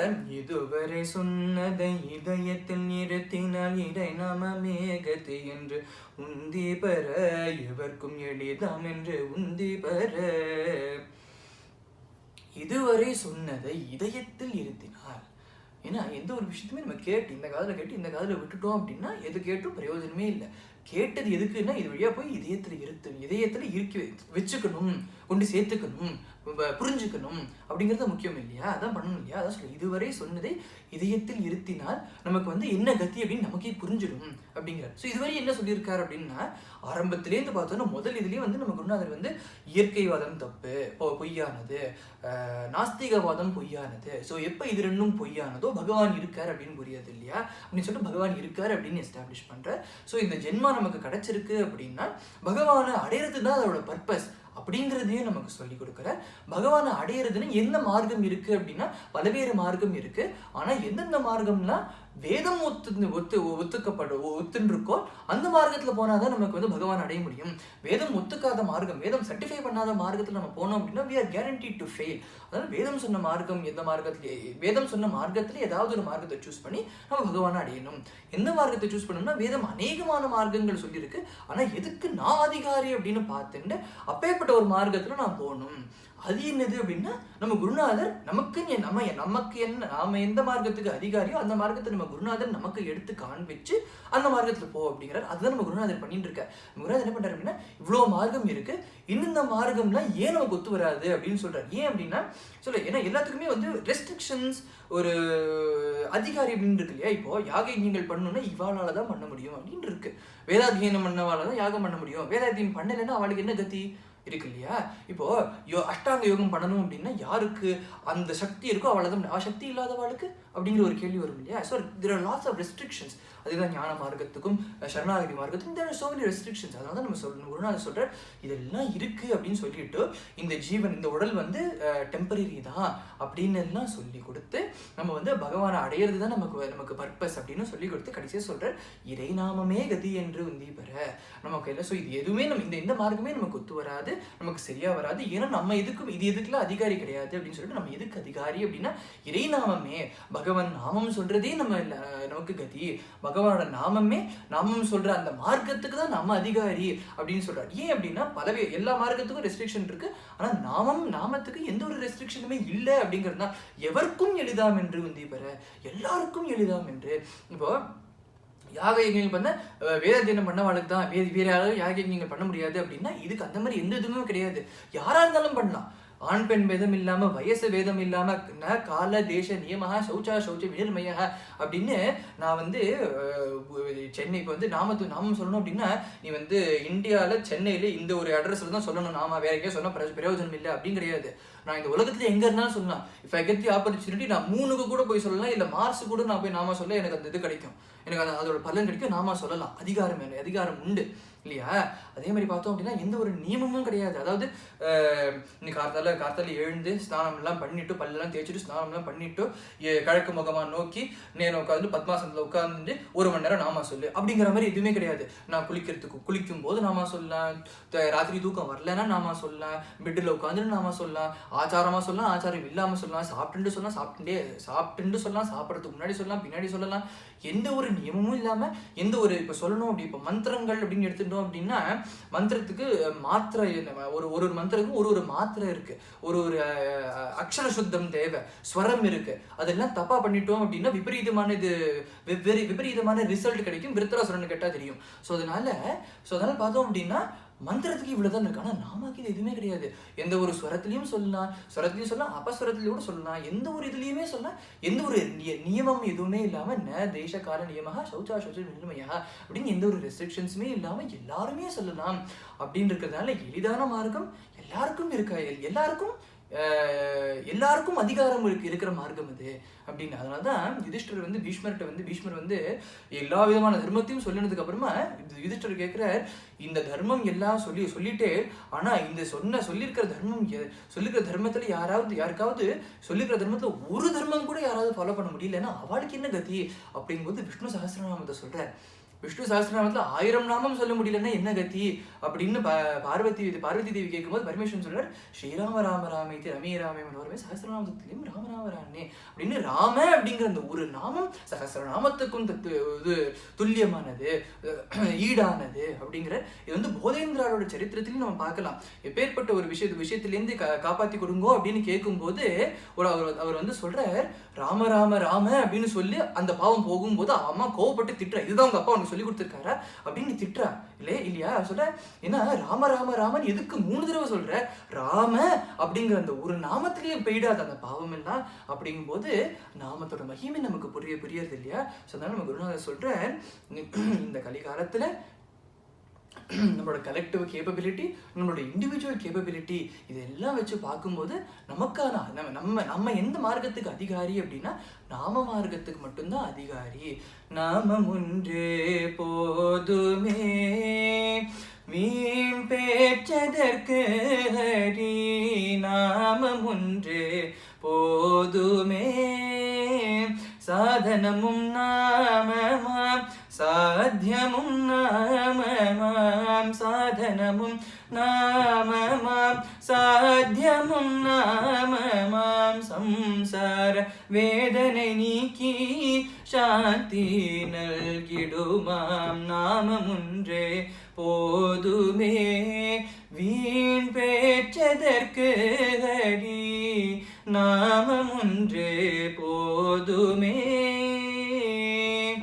நாமம் ஒன்றினால் பகவானை பார்த்த பக்தர்கள் அநேகம் உண்டுதானே, நாமம் ஒன்றினால் பிரம்மத்தை உணர்ந்த ஞானிகள் அநேகம் உண்டுதானே, ஆசையுடன் ஸ்ரத்தையுடன் சொல்லி வர, ஆசையுடன் ஸ்ரத்தையுடன் சொல்லி வர, அதி விரைவில் கைமேல் பலன் கண்டிடலாமே, நாமம் ஒன்றே போதுமே வீண் பேச்சதற்கு ஹரி, நாமம் ஒன்றே போதுமே. पवित्र भगवान नाम की जय, सद्गुरुनाथ महाराज की जय। राधे राधे।